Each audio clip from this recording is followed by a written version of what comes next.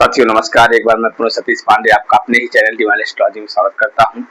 साथियों अभी तक हम लोगों ने बारी बारी से राहु की जो है 1 से लेकर के 8 लग्नों तक में चर्चा की कि राहु की क्या स्थिति होती है। उसी क्रम में आज हम चर्चा करेंगे वृश्चिक लग्न में राहु की 12 भाव में स्थिति के बारे में हम चर्चा करेंगे। एक हम चार्ट तैयार करते हैं जिसमें हमें बताएंगे कि 12 भावों में राहु की क्या स्थिति है। माफ करिएगा, वृश्चिक लग्न में नहीं, आज हम चर्चा करेंगे धनु लग्न में।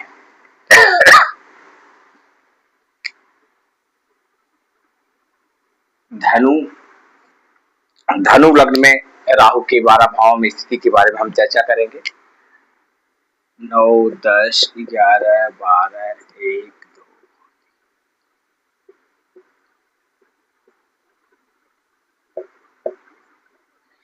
अगर साथियों राहु धनु लग्न में प्रथम भाव में रहता है तो चूंकि राहु की नीचे राशि मानी जाती है, इसमें जातक जो है, लेकिन राहु जो है बृहस्पति को अपना नीच तो राशि है, लेकिन इसमें बहुत खराब फल राहु का नहीं माना जाता है।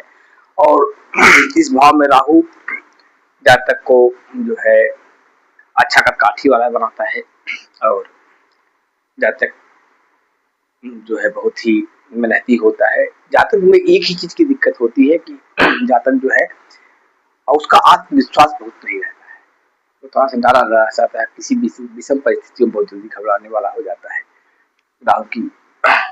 राहु की 5वीं दृष्टि 1, 2, 3, 4 5वीं दृष्टि इसके सत्व राशि मंगल पर होने के कारण ऐसे जातक को अपने जीवन काल में शिक्षा दीक्षा में काफी समस्याएं होती है, या बड़ी मेहनत से बड़ी मुश्किल से वह जो है उच्च शिक्षित हो पाता है। जीवन में उसके अवश्य दोबारा ऐसा आएगा जब उसको लगेगा कि मेरी शिक्षा पूरी नहीं हो पाएगी, या शिक्षा में रुकावटों का भी यहाँ पर संकेत देता है। और 5वें भाव से चूंकि हम हृदय का विचार करते हैं, 5वें भाव से हम हृदय का विचार करते हैं, अगर यहाँ पर राहु की दृष्टि सूर्य जैसे ग्रह पर पड़ रही है, यहाँ पर सूर्य बैठा हुआ है, तो ऐसी भी संभावना है कि जातक को जीवन में हार्ट अटैक जैसी समस्याओं का भी सामना करना पड़ सकता है। वहीं 7वें भाव में राहु की 7वीं दृष्टि होने से, मित्र राशि पे इसकी दृष्टि होने से ऐसे जातक के जीवन में पारिवारिक सुख में अल्पता रहती है, क्योंकि मित्र जो है मित्र दृष्टि 7वीं अच्छी दृष्टि है मित्र घर पर, लेकिन क्या है कि इस घर का सप्तमेश जो है बुध गुरु का परम शत्रु और सप्तमेश होने के कारण जो है इसमें राहु की स्थिति बहुत अच्छा फल देने वाली नहीं होती है। राहु की 9वीं दृष्टि जो है एक अपने शत्रु राशि सिंह पर पड़ने का जातक धर्म कर्म में विश्वास करने वाला नहीं होता है। जातक धर्मों के बारे में बहुत तार्किक होता है, लेकिन अगर ऐसा जातक धर्म कर्म में विश्वास करे और तीर्थ स्थानों में जाकर के दान पुण्य करे तो उसका भाग्य निसंदेह जो है चमकता है। यहाँ पर 9वीं दृष्टि होने से जातक के पिता से भी उसके वैचारिक मतभेद हो सकते हैं। वहीं अगर राहु जो है एकादश भाव में है, राहु अगर एकादश माफ करिए दूसरे भाव में, जिसको कि हम धन का भाव कहते हैं, तो यहाँ पर राहु जो है धन के संबंध में संचय जातक जरूर पड़ता है, लेकिन ध्यान और जातक की सबसे बड़ी खासियत इसमें होती है, अगर राहु दूसरे भाव में बैठा हुआ है धन भाव में, तो ये वाणी का भाव होता है। हमने चर्चा इसकी पहले भी की, वाणी का भाव होता है। ऐसा जातक वाणी में बहुत ही सौम्य होता है और बहुत ही वो गंभीर स्वभाव का होता है, और इस भाव में राहु बैठ करके जो काम आदमी का बहुत पैसा देने करके होगा, एक सामान्य आदमी का, इस भाव में अगर राहु बैठा हुआ है उसका काम बहुत सहजता से आसानी से हो जाएगा, बगैर पैसे के या बहुत कम पैसे दे करके होगा। और वहीं राहु की जो है 5वीं दृष्टि 1, 2, 3, 4 5वीं दृष्टि जो है इसके मित्र राशि पर पड़ने की वजह से ऐसा जातक बहुत ही सत्वहंता योग बनाता है। लेकिन जातक को डायबिटीज से बचना चाहिए, क्योंकि अगर यहाँ पर शुक्र ग्रह की स्थिति अच्छी नहीं है और दूसरे भाव पर राहु के 6वें भाव पर राहु की दृष्टि पड़ रही है और यहाँ पर पापा ग्रह भी कोई बैठा हो, तो आदमी को डायबिटीज जैसे गंभीर रोग या पेट जैसी समस्याओं से जूझना पड़ता है। वहीं राहु की जो है दूसरी दृष्टि सातवीं दृष्टि जो है कर्क राशि पर पड़ने के कारण, जो कि राहु की शत्रु राशि है, यहाँ पर पड़ने का जातक को जीवन लंबी लंबी यात्राएं करनी पड़ती। जातक को पेट संबंधी समस्या, चूंकि छठे भाव से हम पेट के ऊपरी हिस्से का विचार करते हैं, पेट ऊपरी हिस्से मतलब नाभि से लेकर के सीने तक का जो ऊपरी हिस्सा उसका विचार करते हैं, और नाभि के नीचे का विचार हम आठवें भाव से करते हैं। तो यहाँ पर पेट संबंधी समस्याएं जब तक हो सकती है। वहीं इसकी नवमी दृष्टि जो है, नवमी दृष्टि के लग्न भाव पर और उसकी परम मित्र की राशि बुध पर पड़ने का ऐसे जातक को पिता से अच्छा खासा लाभ या पूर्वजों की संपत्ति मिलने के भी सहयोग बनाती है। वहीं अगर राहु जो है तीसरे भाव में है, अगर राहु जो है तीसरे भाव, जिसको हम पराक्रम का भाव बोलते हैं, ऐसा जातक निसंदेह बहुत ही पराक्रमी होता है, बहुत मेहनती होता है, किसी काम को लेने के बाद बहुत जिम्मेदारी से वह करता है। और वहीं 1 2 3 4 5वीं दृष्टि इसकी जो है सप्तम भाव में पड़ने का जातक का दाम्पत्य जीवन भी औसत दर्जे का होता है। अगर वो साथी का बिजनेस भी किसी के साथ करता है तो उसमें उसको लाभ की संभावनाएं होती है। वहीं इसकी सातवीं दृष्टि जो है नवम भाव पर पड़ने का ऐसा जातक जो है तीर्थ यात्राओं को करने वाला होता है, और जातक की पिता से नहीं बनती है। जातक धर्म कर्म के मामले में बहुत ही सक्रिय नहीं रह सकता है ऐसा जातक। और वही इसकी नवीं दृष्टि जो है एकादश भाव में पड़ने का ऐसा जातक, ऐसे जातक को आय के अच्छे साधन मिलते हैं, उसके आमदनी अच्छी होगी। ऐसा जातक तब इसकी नवीं दृष्टि यहाँ पर सूक्त से संबंधित कार्य कर सकता है, जैसे सौंदर्य प्रसाधन का कोई काम और वाइन वगैरह का काम, ठेकेदारी का काम, वाइन का ठेकेदारी का काम भी कर सकता है। वहीं राहु अगर चौथे भाव में बैठा हुआ है, चौथे भाव का राहु अच्छा नहीं होता है माता के लिए, विशेष रूप से माता को अल्पायु बनाता है। और ग्रह अच्छी स्थिति में नहीं है, ऐसे गुरु अच्छी स्थिति में नहीं है, चंद्रमा अच्छी स्थिति में नहीं, जातक की माता अल्पायु होती है और उसको अपने ही संपत्ति के लिए काफी संघर्ष करना पड़ता है। और 1 2 3 5वीं दृष्टि इसकी जो है नीच राशि या शत्रु राशि पर पड़ने का जातक को कभी कभी कोर्ट कचहरी के मामले में काफी दिक्कतें होती हैं, अनावश्यक कोर्ट कचहरी के मामले उसको लगे रहते हैं। वहीं इसकी 7वीं दृष्टि दसम भाव पर पड़ने के कारण जातक निसंदेह पिता से सुख प्राप्त करता है, पिता से उसको संपत्ति मिलती है। और वहीं पर इसकी 9वीं दृष्टि नीच राशि पर पड़ने, नीच राशि या कहिए नीच सत्व राशि पड़ने का ऐसा जातक अपव्यय बहुत होता है, उसके जातक के जीवन में पैसे बहुत आते जाते हैं, अपव्यय बना रहता है, जिम्मेदारियों में ही सही लेकिन उसका खर्च होते रहते हैं।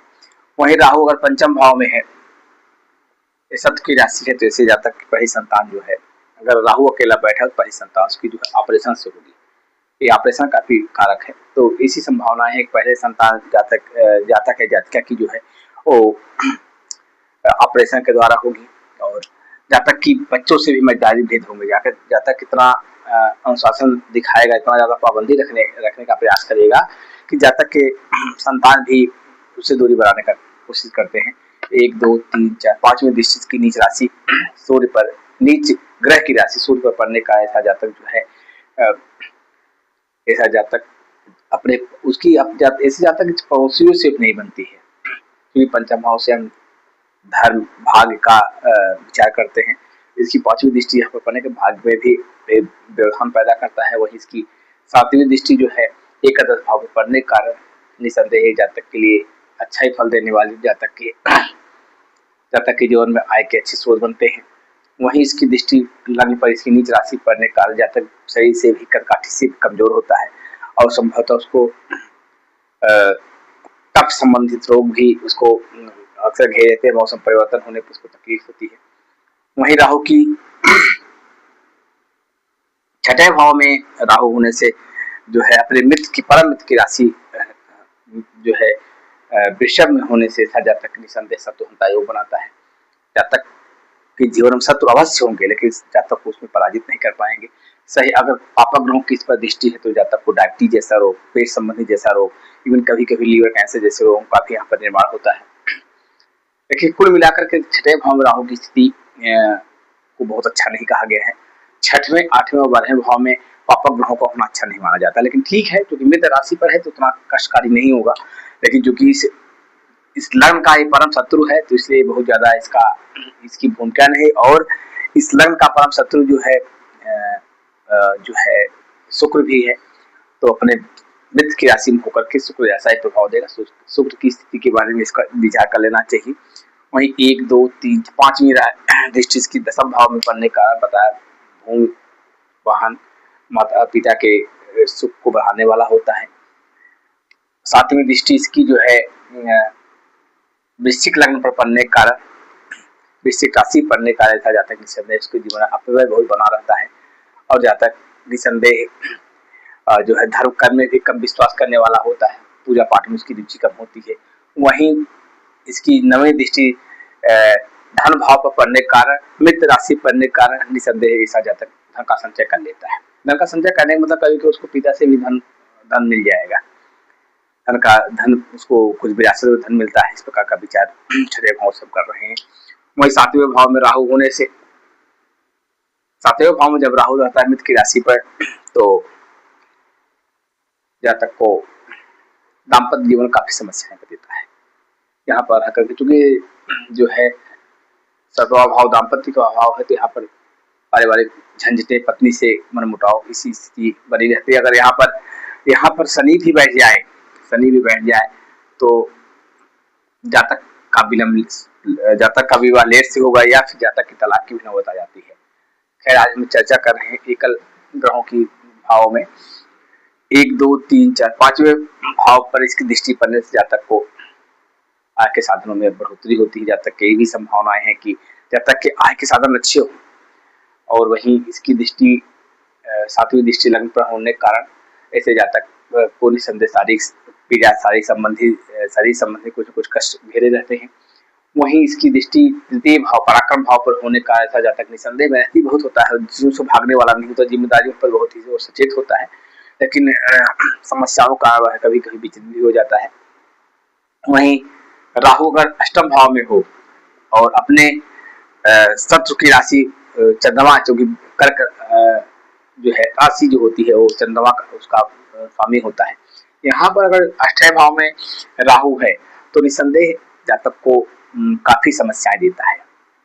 जातक को आय तो उसकी लंबी होगी लेकिन उसके जीवन में अकारण ही तकलीफ बनी रहती है, उसको रोग घेरे रहते हैं, उसको जीवन में लंबी यात्राएं करनी पड़ती है, यात्राओं उसको धोखाधड़ी होती है, उसको धोखा हुआ कुछ पैसे उसको फंस जाएंगे। जैसे जातक को पैसा वगैरह उधार देने से बचना चाहिए। वहीं 1, 2, 3, 4, 5वीं दृष्टि इसका अष्टम भाव पर होने की नीच भाव बढ़कर के नीच दृष्टि डाल रहा है तो ये भी कहीं न कहीं जातक के जीवन में अपव्यय बना रहता है। कोर्ट कचहरी के मामले में भी जातक को समस्याएं होती है, उसको रोग ऋण घेरे रहता है और व्यय उसको बना रहता है। वहीं इसकी 7वीं दृष्टि एक धन भाव पे होने का, क्योंकि रोग ऋण घेरे रहेगा तो जातक को धन संबंधी समस्याएं होती है, लेकिन उसको जातक को विरासत में उसके पैतृक संपत्ति को मिलने की संभावनाएं हैं। वहीं इसकी दृष्टि जो है चतुर्थ स्थान पे पड़ने का जातक के जीवन में निसंदेह जो है दाम्पत्य, उसका घरेलू जीवन भी काफी तनाव वाला होता है। हो सकता है भाइयों से उसकी न पटे, पड़ोसियों से उसकी न पटे, वैसे तीसरे भाव से हम जो है पड़ोसियों का विचार करते हैं। वहीं अगर राहु पंचम भाव माफ करिएगा 9वां भाव में बैठा है जो कि भाग का भाव है, लेकिन यहाँ पर राहु अच्छा फल देने वाला नहीं होगा। त्रिकोण बना करके अच्छा फल देने की कोशिश करता है, लेकिन चूंकि शत्रु राशि पर है जैसा जातक जो है निसंदेह भाग्य के माने में जीवन में उसके भाग्य का साथ नहीं मिलता है और जीवन में जातक को तमाम प्रकार की समस्याएं घेरे रहती हैं। वही 1, 2, 3, 5वीं दृष्टि इसकी जो है अपने नीच राशि धनु पर पड़ने का जातक को सारी तकलीफें रहती हैं, सारी समस्याएं रहती हैं। वहीं इसकी 7वीं दृष्टि जो है तृतीय भाव में पराक्रम भाव में होने का जातक का भाई बहनों से भी उतना जो है सामंजस्य नहीं बैठ पाता है। जब तक कि छोटे भाई बहन अवश्य होंगे, लेकिन छोटे भाई बहनों का सहयोग बहुत नहीं होता है, या ऐसा भी हो सकता है कि दो भाई जातक के हों, उसमें एक का सहयोग अच्छा हो, एक का सहयोग बिल्कुल ना के बराबर हो। और वहीं इसकी नवीं दृष्टि जो है पंचम स्थान पढ़ने के कारण अपनी नीच राशि, अपने शत्रु की राशि पढ़ने के कारण ऐसे जातक को जीवन में शिक्षा संबंधी समस्याएं भी होती हैं। लेकिन निसंदेह इतना, चूंकि नवम में बैठ करके नवम की इसकी दृष्टि जो है पंचम भाव पढ़ रही है, जातक उच्च शिक्षित होगा, जातक जो है उच्च जो है शिक्षित होगा, जीवन में उसके जो है शिक्षा उसको मिली, उसके जातक की संतानें भी उच्च शिक्षित होंगे। हो सकता है उसके जातक कोई संतान मैकेनिकल इंजीनियर वगैरह भी हो। वहीं राहु 10वें भाव में बैठ करके, राहु हो 10 में, दुनिया हो बस में, एक कहावत है। अपने मित्र की राशि बुध की राशि बैठ करके यहाँ पर राहु बहुत ही अच्छा फल देने वाला होता है। लेकिन इतना जरूर आता है कि जिसके 10वें घर में राहु होता है उसका बचपना थोड़ा सा अभाव बीतता है, परेशानियों में बीतता है। लेकिन जैसे जैसे उसकी उम्र बढ़ती जाती है, उसके जीवन में संकट खत्म होते जाते हैं। और अगर यहाँ पर राहु के साथ बुध बैठा हुआ या राहु की कोई साथ जैसे यहाँ पर बैठा हुआ शनि बैठा हुआ हो, तो निसंदेह जातक को राजनीति में अच्छी सफलता मिलती है। और एक कर्म का भाव होता है। अगर राहु यहाँ पर बैठा हो तो जातक कर्मठी बहुत होगा, बहुत परिश्रमी होगा, और वह किसी भी काम को लेगा या अपने कार्य क्षेत्र में जिसमें भी रहेगा उसमें 100% देने का प्रयास करता है। वहीं राहु की 1, 2, 3, 5वीं दृष्टि जो है धन भाव पे होने का, क्योंकि परिश्रमी होगा धन का संचय हो जाएगा। और वो वाणी उसकी बहुत ही सौम्यता और शालीनता भरी होती है, ठीक। और वहीं 7वीं दृष्टि उसकी जो है चतुर्थ भाव में पड़ने के कारण जातक के जीवन में थोड़ा सा गृह कलेश हो सकता है, लेकिन उस प्रकार से स्थितियां अनकंट्रोल हो जाए। वहीं इसकी नवम दृष्टि जो है अपने मित्र राशि पर होने का, ऐसे जातक को जीवन में शत्रु होंगे लेकिन शत्रु उसका कोई बिगाड़ नहीं पाएंगे। जातक को उधर संबंधित समस्याओं का सामना करना पड़ सकता है। वही जातक अगर राहु जो है एकादश भाव में बैठा हुआ हो, तो लोग बोलते हैं पापक ग्रहों का जो है एकादश भाव बैठना हमेशा अच्छा होता है। यहाँ पर राहु बैठ करके अपने मित्र की राशि पर बैठ करके, परम मित्र की राशि पर बैठ करके हमें माफ करिएगा, बहुत अच्छा फल देने वाला। तो जातक के कई स्रोत होंगे आय के, जातक की भाई बहनों से अच्छी ट्यूनिंग रहेगी।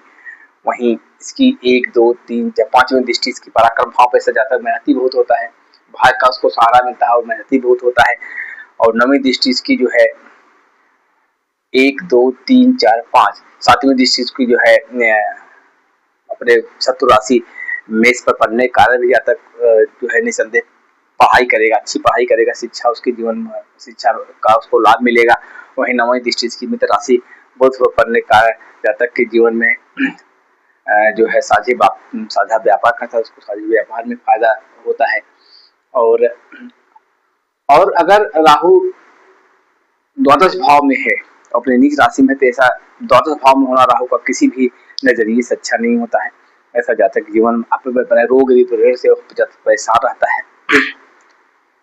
बचपन में रोग, उसके बाद जवानी में ऋण, और जवानी में मतलब शासन प्रशासन से दिक्कतें होती हैं, और वृद्धावस्था में या युवावस्था में उसको ऋण की समस्याएं घिरी रहती हैं। वहीं 1, 2, 3, 5वीं दृष्टि इसकी जो है चतुर्थ भाव पढ़ने का जातक का जो सामान्य जीवन होता है, घरेलू जीवन वो भी तनावपूर्ण ही होता है। इसकी 7वीं दृष्टि जो है 1, 2, 3, 4, 5, 7वीं दृष्टि जो है इसकी जो है 6ठे भाव में पढ़ने का जातक को कोर्ट कचहरी के मामलों में भी अवश्य सफलता मिलती है, लेकिन संघर्ष लंबा होता है। वहीं इसकी 8वीं दृष्टि जो है इसकी नीच शत्रु की राशि वृश्चिक कर्क पर पड़ने का कारण इसी जातक के जीवन में निसंदेह लंबी यात्राएं होती है, उसके साथ धोखाधड़ी होती है, बहुत सारे पैसे उसको माने अनावश्यक चीजों में विश्वास में चले जाते हैं। तो ऐसे जातक को बहुत सावधानी बरतने की जरूरत होती है। तो साथियों, इस प्रकार से हमने जाना कि धनु लग्न में राहु की 12 भाव में स्थिति के बारे में हमने एक चर्चा की, और मुझे पूरा विश्वास है कि आपको वीडियो अच्छा लग रहा होगा। अभी आपको थोड़ा बोरिंग लग सकता है, तो वाव हो सकता है, क्योंकि अभी हम बेसिक जानकारी दे रहे हैं, इसके बारे में तमाम प्रकार की कुंडलियों की चर्चा करेंगे, जिसमें आपको निसंदेह आपके जो है आपके ज्ञान को बढ़ाने वाली होंगी। तो आज साथियों, धनु लग्न में राहु के हम 12 भाव में हमने सामान्य चर्चा की। ये सामान्य चर्चा हो रही है, अभी जब इसके साथ कोई ग्रह होंगे, उसके साथ उनकी उच्च दृष्टि होगी, नीच दृष्टि होगी, उसकी हम अलग से वीडियो बनाएं, उसके बारे में हम अलग से चर्चा करेंगे। तो साथियों, मेरा आपसे अनुरोध है कि आप चैनल को ज़्यादा से ज़्यादा लाइक करें, सब्सक्राइब करें और करवाएं, और इस चैनल को ज़्यादा से ज़्यादा लोगों तक शेयर करें ताकि वो भी अपने बारे में कुछ जान सकें। और तो साथियों, आज के लिए बस इतना ही। कल हम पुनः एक नए वीडियो में एक नए अध्याय के साथ मिलेंगे, और कल हम चर्चा करेंगे कि मकर लग्न में राहु की स्थिति के बारे में हम चर्चा करेंगे। मकर लग्न में राहु की 12 पाँव क्या स्थिति होती है, इसके बारे में कल चर्चा करेंगे। तो आज के लिए बस इतना ही। आप स्वस्थ रहें, मस्त रहें, वीडियो को ज़्यादा से ज़्यादा लाइक और शेयर करें। बस आज के लिए इतना ही, कल मिलेंगे। धन्यवाद।